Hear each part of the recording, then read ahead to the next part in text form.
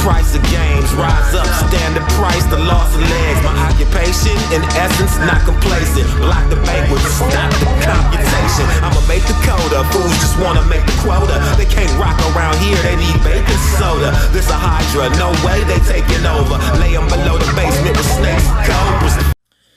This is Sean Crystal. Catch the Inkpulp podcast on PharcydeTV Wednesdays at noon Pacific time, 3 o'clock Eastern time. Come hang. Peace.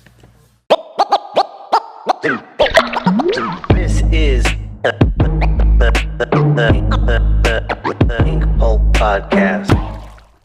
Welcome back to the Inkpulp podcast. We're still getting this Batman painting going. Today we're going to address some values. Remember I said the focus is going to be in here, and that's where the majority of the contrast, the higher contrast stuff will be. So what I'm going to do today is I'm going to take this lovely alpha acrylic, there you go, and I'm going to, let's see if it does it again. I hate that. And what we're going to do is, I'll put it up to this camera too. This is a dark blue, and what I like about this blue is it's kind of mute. So it's dark and it's mute. It's not black. There are some painters and teachers in the history of art that have said never use pure black, and I don't know that I agree with that, but I do like the idea of using as much color as possible. Not that black isn't a color, but I like to celebrate some colors. So what I'm going to do is I'm going to make two. I'm going to put a few drops. 1, 2, 3. 1, 2. Okay, and then what I'm going to do is mix in some water to make these little washes, because we're going to apply this pretty thin still. We're not really working with the thicks yet. All right, and the one on the right obviously will have be darker. I'm going to mix it up real good.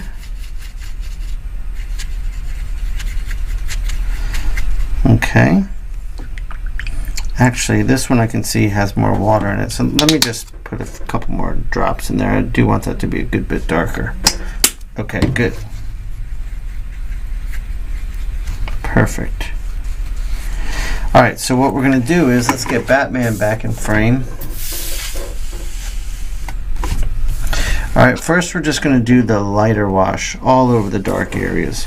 So anywhere, and what I'm trying to do is separate the lights and the darks now more and more as we go along. And it's probably going to lay down a little darker than it'll dry. As you can see it already, as it starts to dry, we're getting some of that. Not starts to dry, as we get into some lighter areas. Starting to see the true value come through. So this is a pretty light value.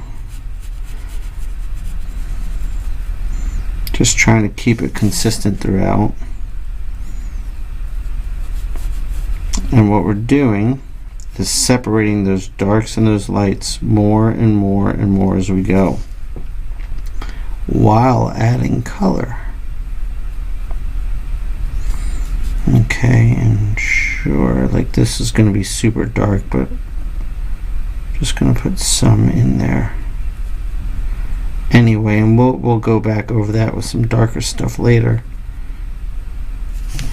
Okay, and I am going to come into the face here.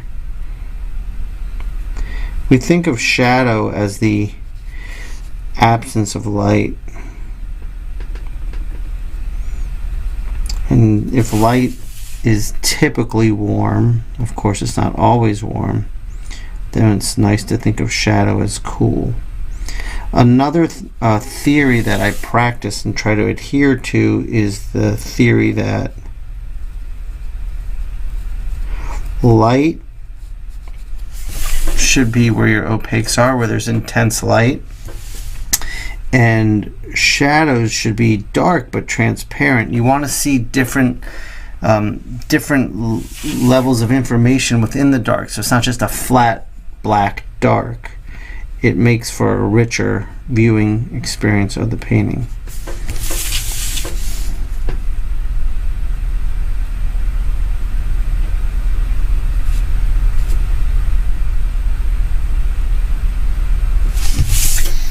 This is where brush control comes in handy. I'm using a nice Kolinsky hairbrush for that very reason. And okie dokie. You got to keep an eye on where the pools of pigment might kind of pull together and even them out as you go, and that's what I'm doing right here and right now.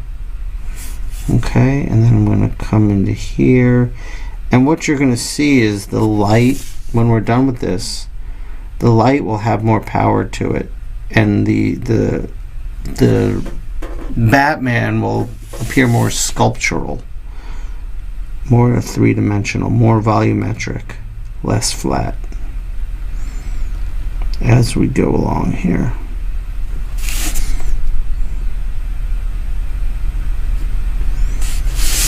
Okay, I am gonna drop some in here. Now you might be thinking, well, his skin looks really blue right now, and that's okay. I mean, again, we're using color theory, and you'll see during the next phase after the values we'll deal with the local colors, and if you've done your job right and laid down your washes right, you lay down your local colors on top, and if they should be transparent, and what will happen is the colors underneath will come through. So it's a great way of having these local colors work together and harmonize while still working within the composition and color theory that you're using.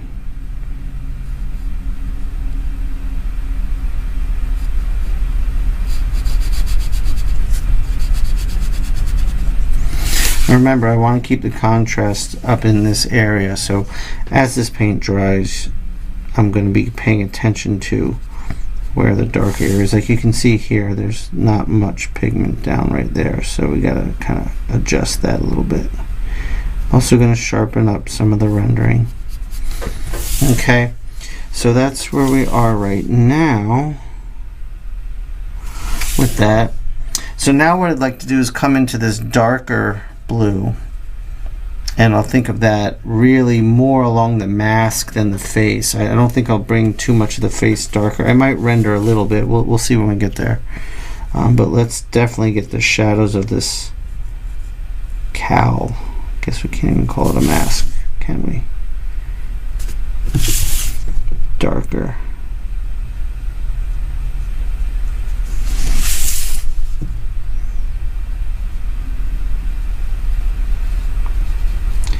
And if you've studied or watched any of my inking videos on Inkpulp Instruction, I mean, I focus a lot on brush control, and painting has definitely helped me in that department, and inking has helped me in the painting department. They kind of go hand in hand with good solid brush control. And any mistakes you make, don't worry, we can come back in with color pencil and opaque paint and kind of pick it all up and fix whatever problems we think we have.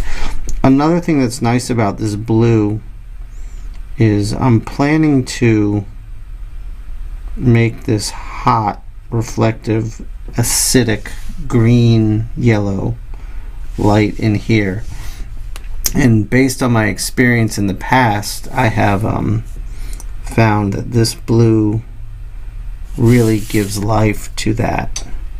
So I'm going to come in here and darken. Okay, and I'm laying down some extra paint because what I'm going to do is I don't want to, like I said, I want to keep the contrast up here. Now I'm just going to get some water in my brush. Okay, and I'm going to kind of blend that out.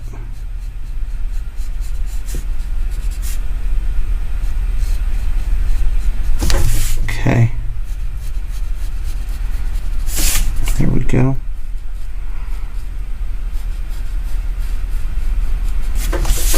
There we go.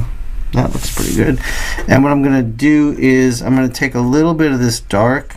I said I would do a little bit of rendering in the face, so I'm just going to add another level of deep darks in here. I really just want this. I want you to see both values right there. And I'm thinking about the other side of this chin area. We can add a little bit of darker stuff right along the bottom there. And the cowl, I didn't hit this area. I gotta get that as really nice and dark too. Okay, so you can see it's starting to become more sculptural. One more thing I want to do is come into the neck area of the cape using the lighter value, and I can see where I rendered a bit. So I want to kind of capitalize on the rendering. Let some brushwork show here. This should be a subtle shift. Right now it looks pretty dramatic, but in the end I believe it will, when it dries and lightens a bit, will be a nice subtle shift.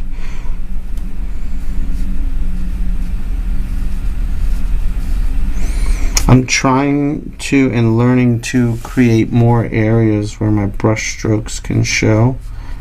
I find that to be really a nice little effect. So we'll see when this dries what it looks like, but I think it's going to dry pretty good. Okay, we can add like a brush stroke here, and of course there's little ones here because we are going to bring some light into that area. So that's pretty much it. That's the establishing of the values. You'll see when we come back, when that dries, that it's going to lighten up a little more. We're going to do local color next, and then we're going to get into the opaques, and then we'll pretty much be done. Again, if you're enjoying this and learning from it, please check out inkpulpinstruction.com. This is sort of a taste of my virtual classroom where I'm teaching all my comic book techniques, and I have a bunch of guest artist friends coming in and doing episodes there as well. And like I've said before, there you go, this beautiful bottle of paint, this brand Alpha Acrylic, I love. And if you click the link right down there,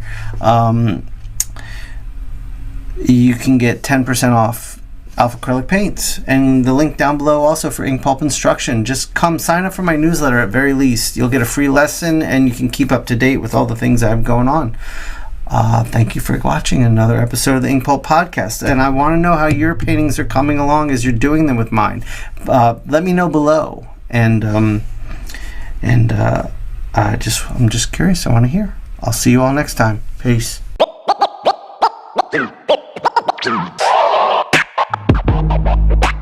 Comics, hip hop, life.